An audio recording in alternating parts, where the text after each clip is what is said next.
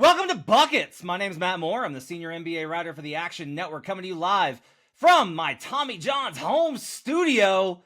Nothing better than Tommy John's. This is your Best Bets episode for Wednesday, October 30th in the association. On tonight's show, we will do best bets. That's what we're going to do tonight. No big conversation tonight on the docket. We're just going to hit some best bets tonight. And to do that, I've got the crew that I have labeled the sharpshooters, because it's Michael Fiddle and Albert Wynn, the analytics capper. You can catch Fiddle on Twitter at FiddlePicks, Fiddles Picks on Twitter and in the Action Network app. And you can catch Albert on Twitter at the analytics capper. They are the sharpshooters because these two guys have such a great idea and sensibility about numbers and the market, especially, and understanding how market influences can impact kind of things. Going to be a great show. Glad to have you along with us. Want to let you know that everything we talk about can be found on youtube.com/the Action Network, which you should go and hit like and subscribe right now. Every podcast or video that you listen to says, hit that like button.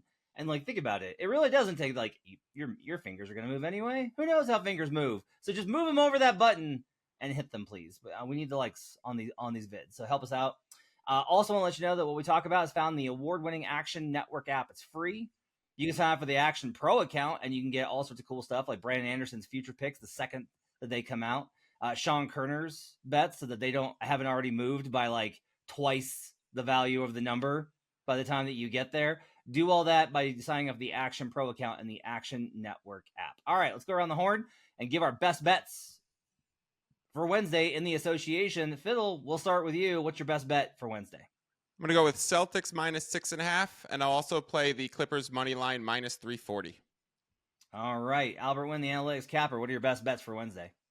This one's gross. I'm going to go with the Charlotte Hornets -6.5, and then Rui Hachimura under 22.5 points, rebounds, and assists. Ooh, that Rui plays. Interesting. Excited to talk about those. I have a play, but you're going to have to wait because it's going to be our Tommy John's ballsy pick of the week. You're going to have to wait for it. That's right. Just hold your horses. We'll get to it. All right, Fiddle, let's start with you. Celtics -6.5. Give me the cap on this one. I've been calling the Pacers one of the more fraudulent teams to start the year. We know they were heavily backed in preseason prior, so we come in to the season with kind of a higher rated Indiana Pacers team than I think is actually out there on the court. They lack a lot of toughness, and it shows in the way the game is being called. Now, going against the Boston Celtics, it's relentless defense. It's a lot of up-tempo play. So this game is also moving towards the over. We've seen already 3 points of movement towards the over from the open at 231.5 to where the total sits now at 234.5. So knowing that overs and kind of longer favorites are correlated, knowing that this Boston Celtics team is 4-0, they've taken care of two teams on the road. They've won 2 games by double digits versus seemingly Eastern Conference contenders, even though no one looks like they can stop Boston. And it seems like a one-team race in the East. So Celtics -6.5, you get it before the key number of 7. 7 is the threshold in which it becomes a 3-possession game. So if we're looking at late game fouling situations, a foul will happen with 14 seconds left or 17 seconds left in a 6-point game in a lot of instances. So you get that safety of the 3-point possession threshold. And if you close ahead of this line, it closes at 7, you know you're walking into it with a nice ticket. Yeah, I've got this one pegged solidly at 7.4, so I like this play as well. I think I'll probably be on the Celtics. I will join you on this cap as well. It's like an interesting game, right? In that the Pacers kind of get handled by the Knicks. They haven't been overly impressive, as you mentioned, Fiddle. My only problem is I feel like there's bursts where the offense is back to that high level component. And if they get there, I'm going to feel a lot better about them. The defense, when it's bad, is terrible, but overall the numbers also aren't awful. So I'm trying to figure out what does this team actually project as? And it may be a worst case scenario where it's they're pretty good offensively and not bad defensively. And those teams tend to go under and don't do anything. It's better for you to just be what they were last year, which is a absolute flamethrower offensively and a traffic cone on defense and just call it good. You're better off that way and trying to make a run rather than just being pretty good to mediocre on both sides of the ball. You want to be elite in at least one category. So I think it's an interesting kind of spot here. I also think that this is very low based off of to me, this is I was surprised at this line a little bit. I mean, know that this is in Indiana, So like that's a very compelling case, but at the same time, like I do think that's kind of like an interesting question of like, okay, if this is in Boston, what does this look like? And it's double digits. Should the Celtics be double digits favorites over a team that gave them so much trouble? But the Pacers just haven't played like that. So I'm willing to go ahead and go with this on you. I'll take Celtics minus 6.5 as well. Albert, Hornets minus 6.5. I love this play. I like this a lot. I'm already on this. Tell me why you're on it. Yeah, it's funny to go from the best team in the NBA that's getting 6.5 points, and now we go to the Charlotte Hornets, also the same line against the Toronto Raptors. This is more of a regression on Toronto. They had a really, really heated battle with Denver. They lost in overtime. It was tough. They were basically up the entire game. Gave up a last second buzzer beater tying shot to get into overtime, and obviously they ended up losing. Now they have to travel on the road to Charlotte. Charlotte is interesting, right? Because although they're only 1-2, they haven't really blown anybody out. I think they beat Houston by 5, so they haven't shown that they can cover this number. But with that being said, this is more of a regression on Toronto. I think they're playing above expectations. They've covered, I believe, 3 games in a row against the spread. So they're not a team, in my opinion, that's built to have covering streaks longer than 3, 4, 5 games. So to me, I think that streak ends, and it ends with, Charlotte and LaMelo Ball and that offense. They shoot a ton of threes. Seth Curry's starting for them. So it's going to be 3-point variance, but to a lesser degree compared to Boston. Makes a lot of sense because they took Boston's coach, Charles Lee, and kind of said, game optimal theory of what the Celtics have been doing the last few years, and we're going to do that as the Hornets and just launch threes and see if we can keep up and have a lot of wing switchability. So it is very much following the Boston model, what they're doing in Charlotte. Yeah, absolutely. I like this play. I've got this modeled above the number as well. I'll take the Hornets minus 6.5. I'm with Albert on this one. Got some family plays on this episode like that. We'll have to build a parlay later because that's always fun. We mentioned at the top of the show that we're coming to you from our Tommy John's home studios, and that's because great games start with great underwear, and Tommy John makes the greatest. Just the fabric feels different from anything else that you've put on, whether it's the pajama pants, the t-shirt, the underwear, no matter what it is, it feels different. It does not feel, and I was skeptical because everyone was raving about it when our show got some promotional materials, when they sent over some gear. I was like, all right, I've been sent a lot of stuff. Okay. And then I tried it on and was like, ooh, oh my. And it was very exciting. And I've worn it constantly since then. And you're going to love it too. I promise you. You're going to think it's the best stuff, and it's going to change the way that you look at undergarments. And what's more powerful than that? Remember, when you're truly comfortable, you do everything better, and that includes betting. So if you love the Buckets podcast, if you love this crew, then you'll love Tommy John. Get 25% off your first order right now at TommyJohn.com/buckets. Save 25% at TommyJohn.com/buckets. Tommy John, they're a big fan of The Roommate Show with Josh Hart and Jalen Brunson. You can catch that over at Playmaker. Great podcast. Great insight into the life of the NBA. Those guys are hilarious. Tommy John's a big fan of them, and we're a big fan of Tommy John. So we're going to do a pick on the Knicks game as our ballsy pick of the week, and that's going to be mine. I'm going to do the Knicks Heat over. I am on the NBA bet stream for this tomorrow. You can catch that in the League Pass app. Just go to the streams function for Heat Knicks, and you can fire up the NBA bet stream where we will be betting live, and I'm going to have a lot of positions on this one. We'll have a long shot bet, lots of great stuff. Check it out when this game tips off in the NBA app. I'm going to take the over in this game. So Knicks, I don't think are necessarily as good defensively as they used to be. Now, there's a lot of numbers that kind of suggest that the defensive stuff isn't as bad, because they faced like a murderer's row, right? Like they face Celtics and they face Pacers and they face Cavaliers. And those are all really good offenses. And the Miami Heat are not so much. But Miami's still taking more threes. And Miami's offensive process has been really good. And the Knicks' defensive process hasn't been. And the Heat are also well positioned to be able to defend the switching action of New York, but not to protect the rim, which New York does a lot on offensive rebounds, even after trading away Isaiah Hartenstein and getting Cat. So I'm going to take the over here. I like the spot a lot. That's the ballsy pick of the week. Knicks Heat over on Wednesday night. Let's keep rolling here with the best bets. Let's go back to Fiddle. Clippers money line you're interested in. Yeah, it's minus 340, so it's kind of gross. Now, I gave out a plus 360 last time that hit, so I feel like I was awarded some wiggle room to give out a minus 340. But we're seeing this float between 7.5 and 8. It's the Clippers are playing really good basketball right now, and they're on the front end of a back-to-back before they play the Phoenix Suns, which we know how that last Suns Clippers game went on opening, or like I think it might have been opening night or first game of the season for them. Kevin Durant hits the overtime shot, and then the Suns end up winning in OT. Clippers have been playing great basketball. The heliocentric around James Harden's working out. Zubac has been a force in the paint. Norm Powell is playing great on both ends of the court in transition, not only is shooting. So I'm buying this Clippers team in terms of like having the maturity with a coach Ty Lue in a regular season spot that they really should win against the Portland Trailblazers. I don't want to mess around with the 7.5 or 8 here. Those are like some of the most common outcomes in the NBA, and that's where you're beyond that 3 possession threshold. So I will forego that. I will play the minus 340 on the money line. And when I do those things, I lay 1 unit to start. My risk is 1 unit and my take home is less. So I'm not going into a juiced money line and betting 3.4 units to win 1. It is 1 unit to win, a little bit more, that like around 1/3 of a unit. So that's kind of the way that I'm looking at this. I feel like it's a strong spot for the Clippers. It's worth making a small investment and taking home a small return.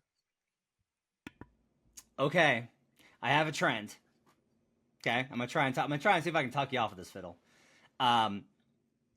This was an interesting one I found over in the Killer Sports Discord, and somebody brought it up as when the next, because I've always we look at all these games from, if you're on a back-to-back, what if you're on a back-to-back? What if 2 games ago you played in a back-to-back?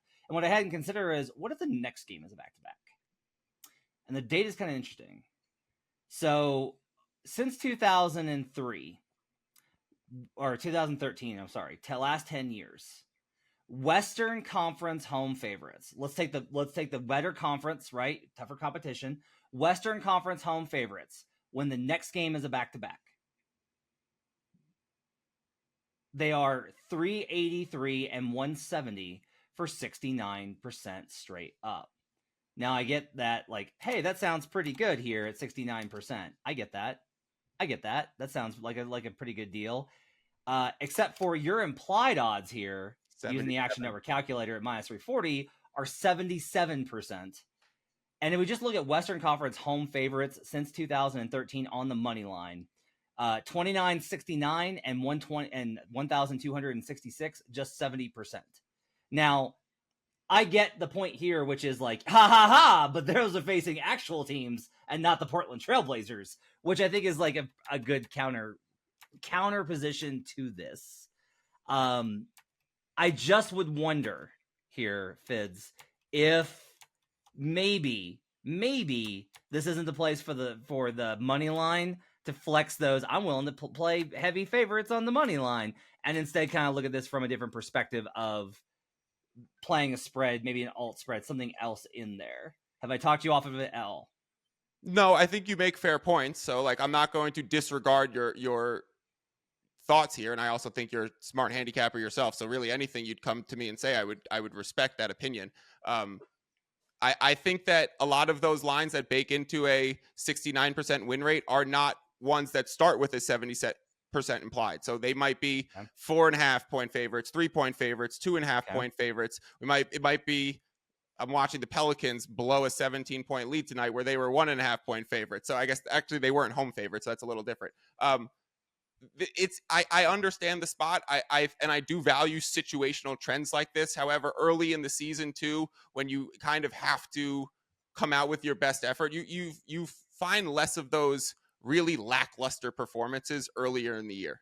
That's when the rest starts to accumulate, when the tired legs start to accumulate, when the wonky rotation starts to come in a month or two. You get some really, really flat performances. I think we all expected a pretty flat performance from Dallas tonight, and they showed the exact opposite. I think we expected a flat performance from Denver tonight, and they showed the exact opposite. So some of these situations are also early season things that I think are worth backing too. And in relation to playing juice, Matt, I am wholeheartedly that if my unit size was $10, I would do it for $10 to win 330. or whatever it is. So I don't think unit size or I think like the reasons why units exist is so that people with different bankrolls can have these conversations and still play the same thing. I would still put, 1.2% of my bankroll, because that's my personal unit, on a minus 340, regardless of what the entire bankroll was. And just as I say that, because you got me thinking about like the implied starting point, right? So I looked at what's the line here at minus 6.5 on this game. Let's just take 6.5 as like a starting point. What's the spread on this game? 7.5 or 8, but I'm gonna guess that it's still long term. Playing money lines is probably not a wise idea. So I would guess it's still sub 77%. You're wrong. Oh, okay, here we go.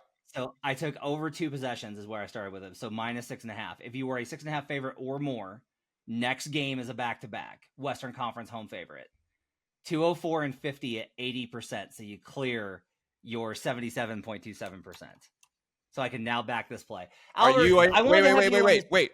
Are you now in with me? You playing Clippers money line with me? I will put it in a parlay, sir, because I play parlay. So I will throw that into a parlay with something else that I find. Probably the Lakers. I'm going to bet the Lakers, I think. I'm on Lakers tomorrow on the spread. I think Albert has some thoughts on Lakers if we want to get into it. We'll get there shortly. So, Albert, I want to have you on the show for this kind of dynamic to talk about this. So, Fiddle is our guy for playing these types of lines.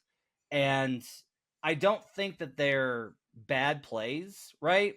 I think there's a lot of times when like EV is EV if you're betting as often as Michael Fiddle does, right? If it's like, oh yeah, like I bet a couple times a week, probably not. Like those lines probably are not for you, right? However, if you're betting over the long term and you're just like, no, I think I have an edge here. This should not be 340. It should be something higher. I have confidence in it. It can be played there. Like I genuinely want to ask you, what is your position on playing lines like this on a nightly basis that are in this range of minus 340, laying that kind of juice? And do you do it or do you not? I think the critical point you made is if you do this long term on a daily basis, right? It's not like Michael is playing every minus 350 money line that he sees on the board. He's being picky and choosy even at a number like that. Would I personally do it, to answer your question? No, just because I don't do, big juicy lines like that, and I don't do parlays. But it makes a lot of sense to me. I mean, the Clippers are 3-0. They are, I believe, 3-0 against the spread. I think they're 2-1 overall. They haven't won a game yet, right, in Intuit Dome. So this is most likely the biggest chance that they're going to get early in the season against a really bad Portland team. So I mean, everything to me is like this is a Clippers play. I most likely would, if I like the Clippers here, I'm going to be on the spread. But it makes sense from my point of view where Michael's like, well, I don't even want to play with the points. I'm just going to pick the winner here. And I think there's a better chance than a minus 350, the implied odds of 77% that the Clippers are going to win. And you fire it every time, right? Because value is value. Doesn't matter if it's on the spread. It doesn't matter if it's on the money line or a teaser or whatever the case may be. If you could find an edge there.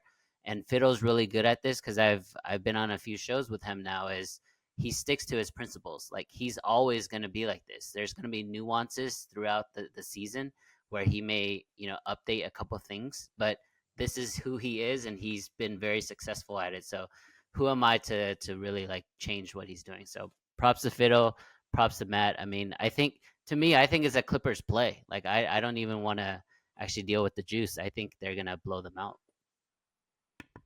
Ooh, interesting. Okay. All right. Let's go to Albert's final play. Rui Hachimura under 22.5 PRA. Don't see a lot of props from you, Albert, so I was interested to see on this one. Yeah, this is the fishy prop of the night, in my opinion. One thing that JJ Redick has really done is not only unlocked Anthony Davis, right, to be the best player on the Lakers team with a LeBron James, but he's really unlocked Rui. This number at 22.5 is really perplexing to me because through 4 games, he's hit it all 4 times. But the fact that it's set at 22.5 and it's juiced a little bit to the under, minus 115, minus 120, depending on the book you're looking at, to me indicates that the book expects some type of regression on Rui. So then I started to dive in more into the game. If I like an under on the prop, that means I also like the under for the points for the full game, right? I'm always going to be on the same side. So that's check number 1. Check number 2 is with LeBron and Bronny going back to Cleveland.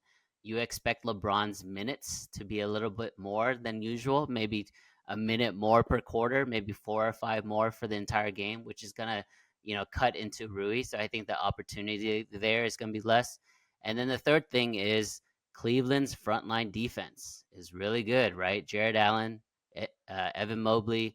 So I think Rui's going to have a difficult time scoring on offense, but at the same time, he's going to have to play defense, which potentially may get him into foul trouble. So I like the under here a lot for Rui Hachimura. That front line, Evan Mobley has been so unbelievably good. He's been unbelievable to start the season.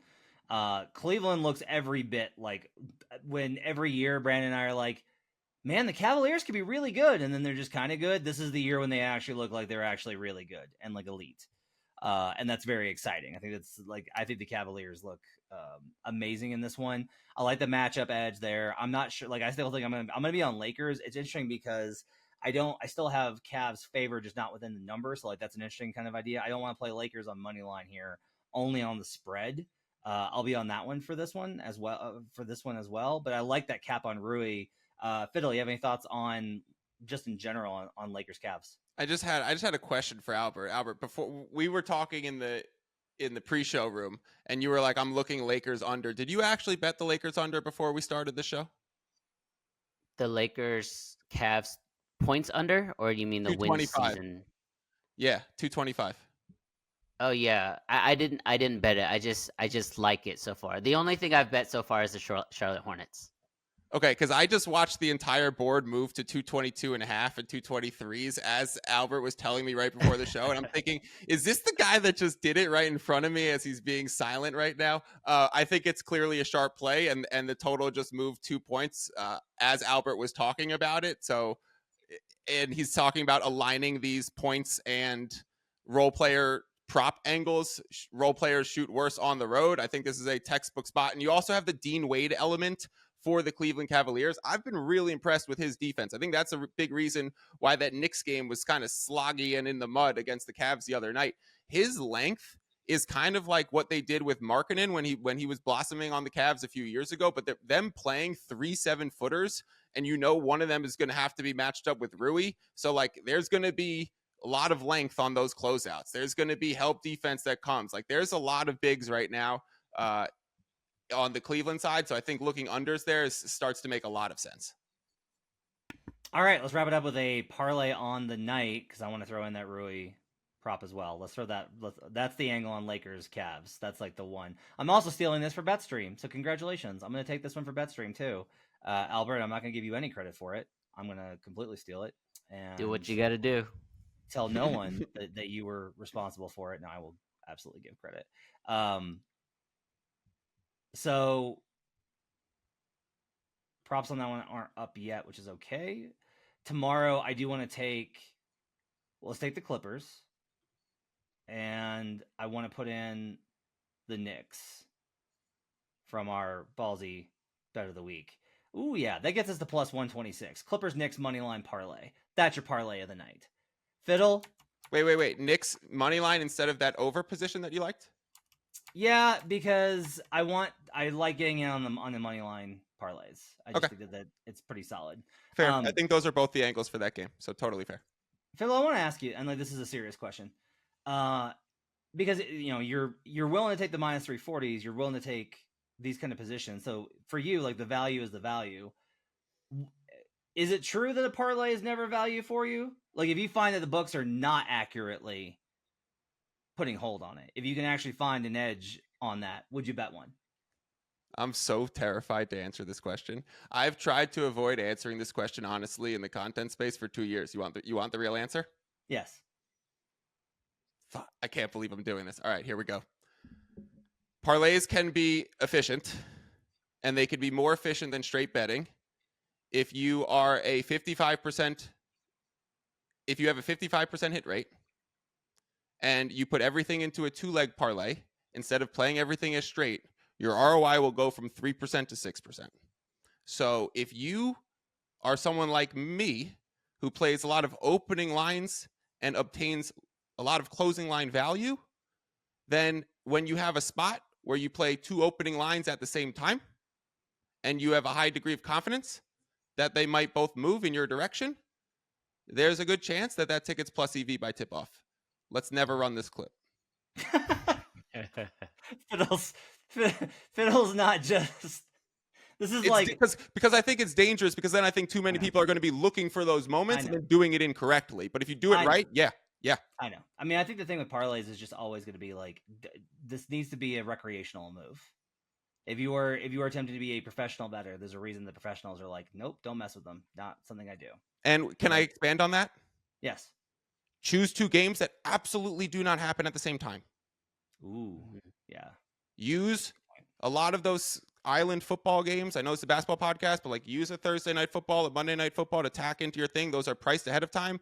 You have a lot of outs. You can maneuver in those positions. You can then essentially, if you tease another line, if then tease it the other way and open up a middle in that direction. If you're playing a dog and then you want to come back on the money line favorite. So stay very flexible with your second or third leg.